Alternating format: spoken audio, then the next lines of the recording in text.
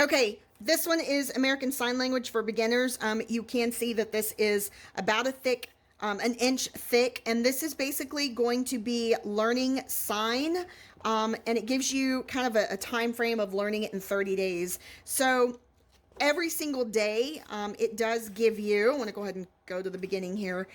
Every single day, what it does is it gives you certain things that you need to go ahead and actually do to understand sign, different movements, markers, etc. like that. And then, of course, basics.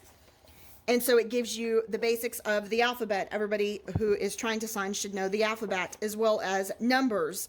And it gives you nice, good, colorful pictures and demonstrations of everything.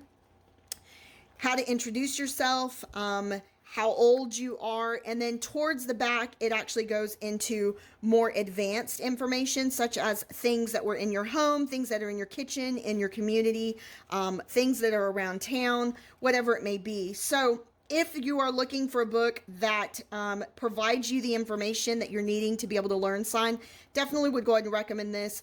Both of my boys are in ASL. They've been taking it 2 years now in high school.